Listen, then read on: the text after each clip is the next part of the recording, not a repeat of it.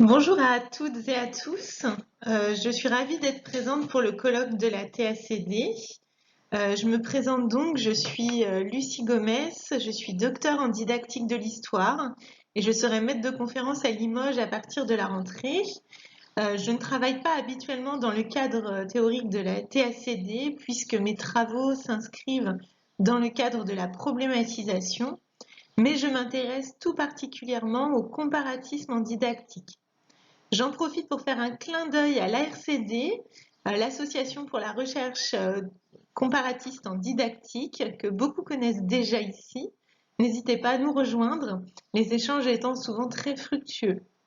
Alors la question que je me pose dans ma communication est la suivante. Qu'est-ce que l'étude d'une nouvelle forme scolaire, l'HGGSP, par deux cadres théoriques différents, la TACD et la problématisation? Eh bien finalement, qu'est-ce que ça apporte en termes d'enjeux et de questionnement? Je vais d'abord revenir sur l'expérimentation en elle-même, puis sur les analyses avec les deux cadres théoriques, avant de discuter de cette recherche. Donc avant de revenir sur l'expérimentation, je tiens à repréciser que l'HGGSP est une nouvelle matière en lycée, en première et en terminale. Elle regroupe l'histoire, la géographie, la géopolitique et la science politique au sein d'axes communs que doivent traiter les enseignants d'histoire-géographie. Cette nouvelle matière questionne la forme scolaire par ses enjeux et ses méthodes. J'ai décidé de mener une expérimentation exploratoire dans le cadre du démarrage d'un projet ANR sur le transfert des compétences critiques des élèves du cours d'histoire vers des documents d'actualité. Cette matière, qui est pluridisciplinaire, me permet de questionner ce transfert puisque par moments, les élèves font de l'histoire et à d'autres moments, ils étudient des sujets d'actualité. Nous sommes alors au début de l'année. Je suis à la fois l'enseignante et la chercheuse et on est avec les élèves sur la thématique des conflits en classe de terminale. N'ayant pas le temps de revenir dans le détail sur mon expérimentation, je vous en résume les grandes lignes avec ce tableau. Donc, lors de la séance 0, les élèves ont travaillé sur 4 articles de presse sur des conflits récents. C'est de la géopolitique.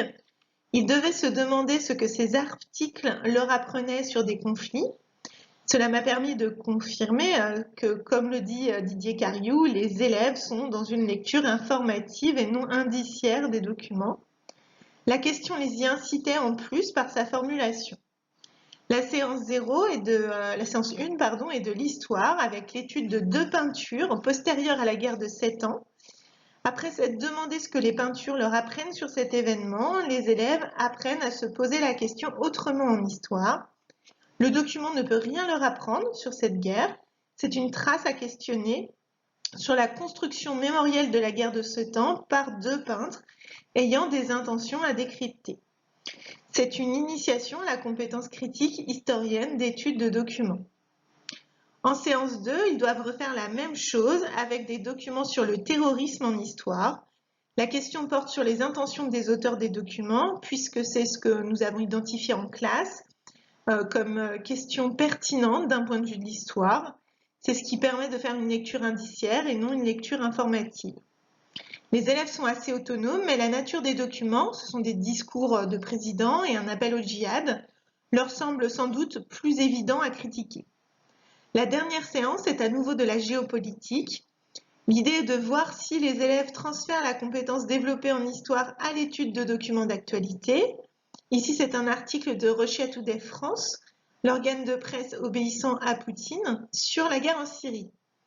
Les élèves ont juste comme information que cela vient de RT, et je prévois de leur donner plus de précision s'ils le demandent, ce qui voudrait dire qu'ils adoptent une posture historienne de critique des sources. Une élève du groupe filmé pense à le faire, mais comme je ne l'entends pas me le demander, elle abandonne cette piste et les élèves reviennent à une lecture informative. Ce n'est qu'après avoir arrêté le travail pour fournir à la classe des informations sur cet organe de presse que les élèves démarrent une enquête critique tout à fait pertinente. Donc maintenant, j'en viens à la discussion de mes résultats en fonction de 2 cadres que l'on peut utiliser, la problématisation et la TACD.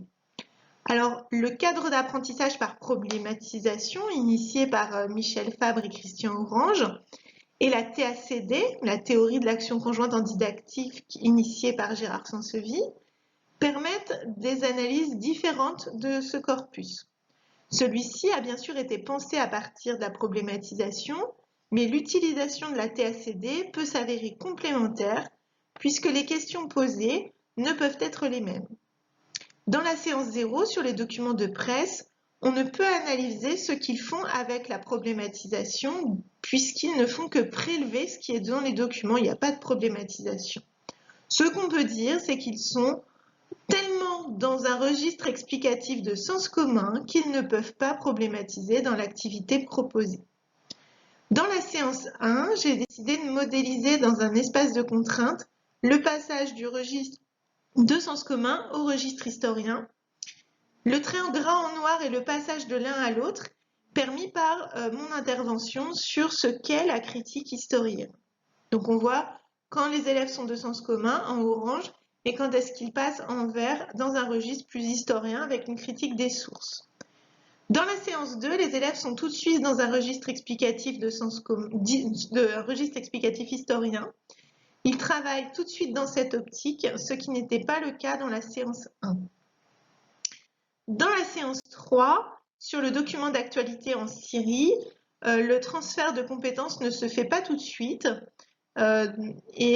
c'est finalement après mon intervention sur ce qu'est cette source que ça se produit.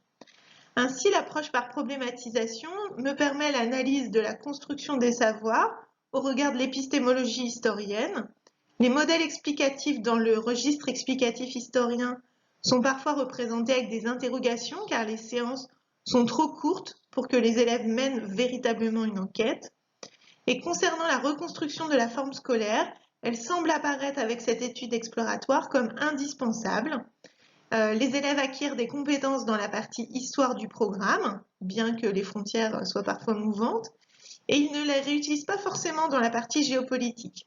L'enjeu de la GGSP étant de favoriser la transversalité, il apparaît indispensable de travailler cette forme scolaire pour que les élèves développent des compétences communes aux 4 disciplines, la lecture indiciaire ou l'articulation des échelles de lecture pouvant être un pont possible. Pour la TACD, donc ce que permet d'interroger la TACD pour reprendre les modélisations de ce cadre théorique, voici ce que j'identifie dans cette séquence. Le jeu épistémique auquel s'apparente ce travail est celui de la critique historienne des documents référés à ce que font les historiens. Dans la séance 0, j'ai la confirmation que les élèves ne jouent pas à ce jeu s'ils n'y sont pas incités. Les jeux d'apprentissage auxquels l'enseignant soumet les élèves peuvent être résumés dans le tableau ci-joint. Donc on a en séance 0, dans l'action des élèves, ça va être surtout prélever des informations. En fait, ils n'identifient pas le jeu qu'il faudrait jouer, la tâche est simple. Dans la séance 1, ils démarrent sur la même chose. Et puis finalement, c'est l'enseignante qui leur montre à quel jeu jouer, avec quelle stratégie sur la critique documentaire. En séance 2, les élèves jouent tout de suite avec la bonne stratégie et une réussite. Par contre, on peut se demander si c'est lié à la nature des documents. Et enfin, en séance 3, les élèves reviennent à un jeu qui est identifié comme celui du prélèvement des informations dans le document. Ce n'est pas le bon jeu à jouer. Et ils reviennent au jeu voulu par l'enseignante une fois que celle-ci leur indique qu'ils se sont trompés de jeu. Le terme de piège semble être un élément du contrat didactique dans la transcription qui peut permettre aux élèves l'identification du jeu auquel il faut jouer.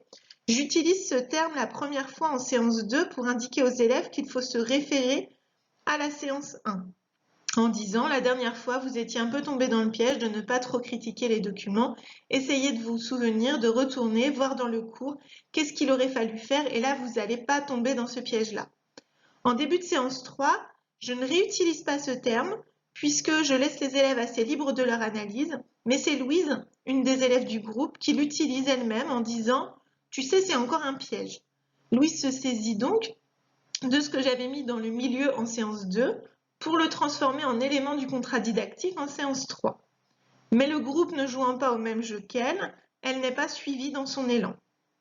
Ce terme de piège me semble être un indice intéressant à mettre au travail dans l'apprentissage du jeu de la critique historienne des documents. La perspective de rendre les élèves compétents sur les documents d'actualité pourrait alors être exploitée. L'enjeu serait alors, face à l'actualité, qu'ils aient en tête ce contrat implicite qu'il faut veiller au piège de ne pas penser à la critique. Il s'agit d'une reconstruction de la forme scolaire qui pourrait être assez intéressante. Donc en conclusion, réfléchir à la reconstruction de la forme scolaire en HGGSP en se servant de deux cadres théoriques distincts implique d'identifier les objets d'analyse de chacun de ces cadres. Dans mon étude sur la GGSP, j'ai travaillé les savoirs en construction avec la problématisation et les éléments de compréhension du jeu d'apprentissage à jouer avec la TACD.